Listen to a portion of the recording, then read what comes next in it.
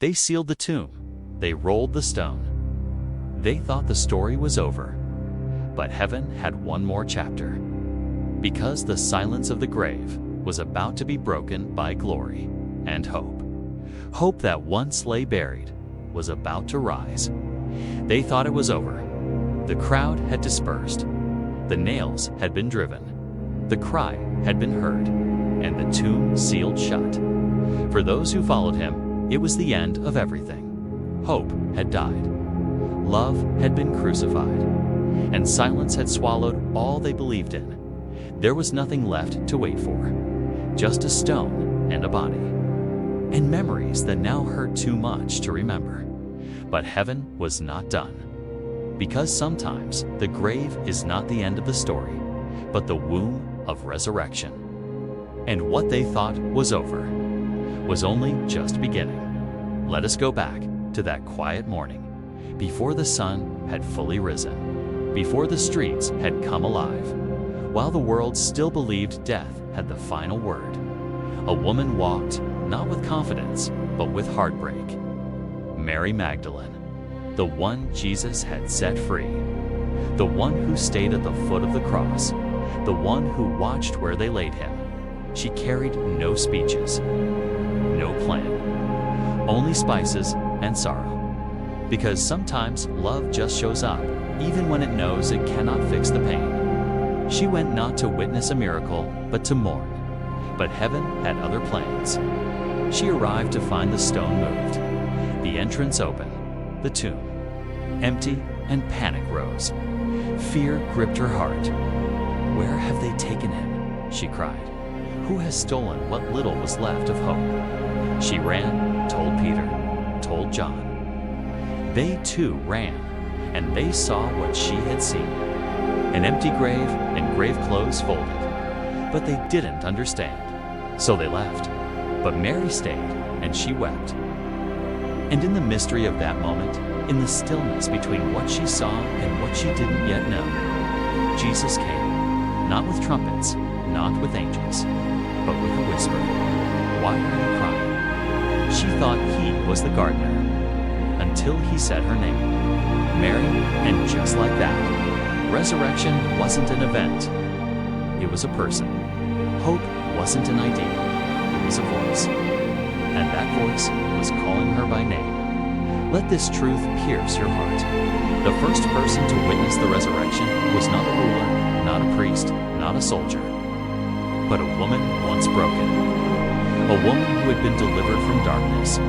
A woman whose tears did not disqualify her, but led her to be first at the tomb. Because the ones who remain in sorrow are often the first to see joy.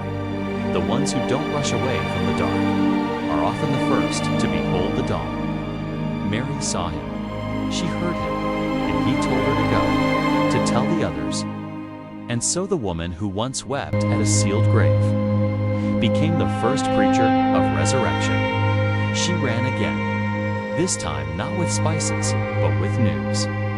Not with sorrow, but with fire in her voice. He is risen. I have seen the Lord.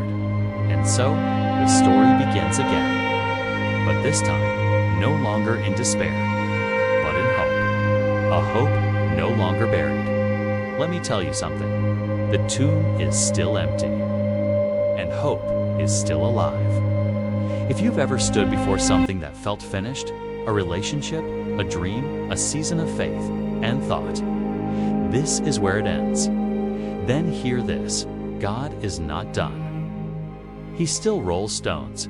He still speaks names. He still calls people from sorrow to joy. And yes, he still turns graves into gardens.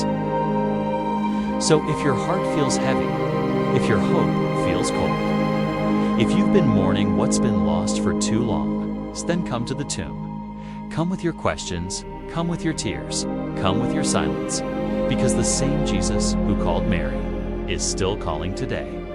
He doesn't wait for you to figure everything out. He doesn't need your perfection. He just needs your presence. Because the resurrection was not just a one-time miracle. It is the heartbeat of faith. It is the promise that nothing is too far gone. That death does not get the last word. That shame can be rolled away. That fear has been defeated.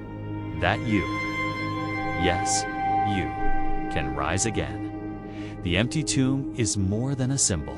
'Tis the doorway through which new life begins. And every time you say, "Jesus, I believe," you step out of your own grave. Every time you say, "Jesus, I trust you," you step into resurrection life. So don't stay in the shadows. Don't keep staring into the grave. Turn around. He is standing behind you. And he is calling you by name. Why are you weeping? Who are you looking for? Don't you know? I am alive. Hope is not dead. Faith is not fantasy. The cross was not the end, because resurrection is real. And it has a name. His name is Jesus. He is the light that breaks the darkness, the life that conquers death, the voice that speaks peace to our fear. He is risen. He is risen indeed. And hope. Hope is no longer buried.